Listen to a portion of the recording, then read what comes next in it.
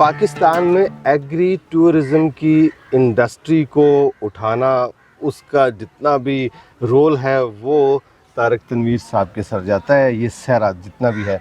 तो मेरी जब पहली दफ़ा मुलाकात हुई इनसे तो हमेशा से ही माशाल्लाह पुरखुलूस, मिलनसार और मोहब्बत बांटने वाले, और जो नेचर लवर होता है वो उसकी ये निशानी भी यही होती है कि वो आपको हंसता खेलता हुआ ही दिखाई देगा।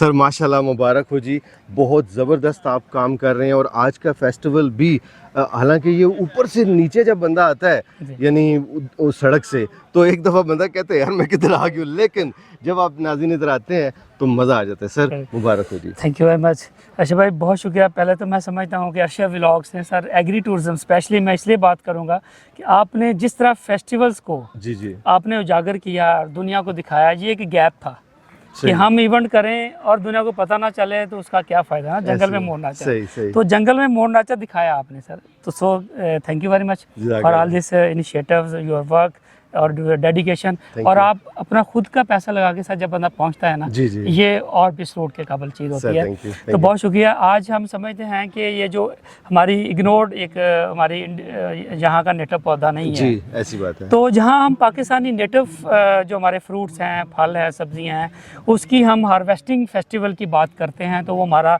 सिट्रस है, हमारी खजूर है, हमारा मैंगो है, हमारी गंदम है, हमारी मकई है, सब कुछ हम हार्वेस्ट कर रहे होते हैं। लेकिन इस तरह के जो फ्रूट्स को उजागर करना ये एक बड़ा चैलेंज होता है। और यहाँ पे चैलेंज ये भी है कि ये एक नई चीज़ है, लेकिन चूँकि आसानी किस लिए है कि चूँकि गौरों के मुल्क से आया तो इसकी हाइप वैसे ही बड़ी होती है। चूँकि नया फ्रूट था, कीमत ज़्यादा थी, फौरी तौर पे पेनिट्रेट हो गया सोसाइटी के अंदर।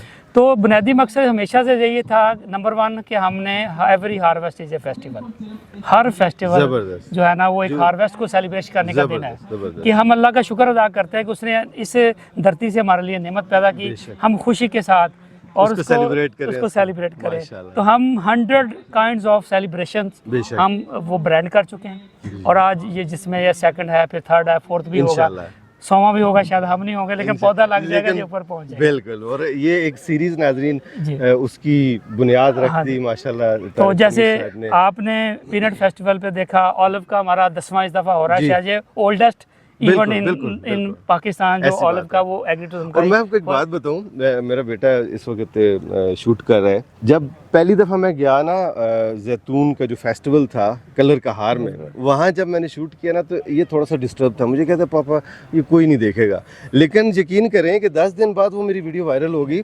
उसके बाद यानी यंगस्टर है ना, इनको इन चीज़ों का इतना आइडिया नहीं है, लेकिन जब ये जुड़ा है मेरे साथ, अब जहाँ भी फेस्टिवल होता कहता है बू चलो चलते हैं।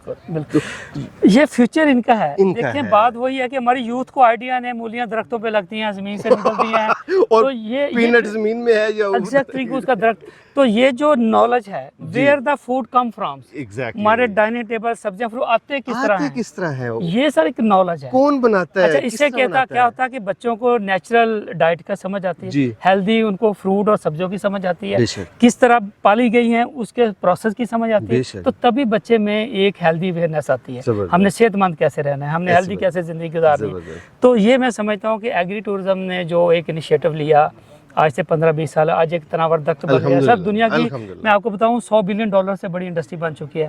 पाकिस्तान चूँकि ज़राई मुल्क है, मैं समझता हूँ हमारा सबसे बड़ा जो हमारा पोटेंशियल है वो एग्री टूरिज्म के अंदर है। चूँकि इससे होगा कि हमारी 70% पॉपुलेशन जो है वो डायरेक्टली जुड़ी हुई है एग्रीकल्चर से। जब एग्री टूरिज्म से पैसा आएगा तो इससे क्या होगा कि हमारा वो 75% आबादी का जो वो लोग हैं वो क्या होंगे, वो प्रॉस्पेरिटी होंगे, वो खुशहाल होंगे। सर अगर पाकिस्तान को खुशहाल करना है तो सीधी सी 75% पकड़ लें तो पाकिस्तान तो खुशहाल। सो हमने पाकिस्तान में किसान की ब्रांडिंग जी, वैल्यू एडिशन जी, और इसकी जो हार्वेस्टिंग फेस्टिवल, इन 3-4 चीज़ें अगर हमारे किसान को समझ आ जाए तो मैं समझता हूँ कि वो $मिलियंस पैसा कमा सकता है, $1 मिलियन इंडस्ट्री बना सकती है। हमारी यूथ हमारे अभी तभी उस किसान अपने बाप की उस एंटरप्रेन्योरशिप का हिस्सा बनेगा, तब हमने इसमें फेस्टिविटी लेके आएंगे। इसको हम एक हेल्दी और एक भरपूर किस्म की इंडस्ट्री बनाएंगे तो बच्चों को इसी तरह लाया जाए। अदरवाइज किसान का बच्चा अब किसान नहीं बनना चाहता।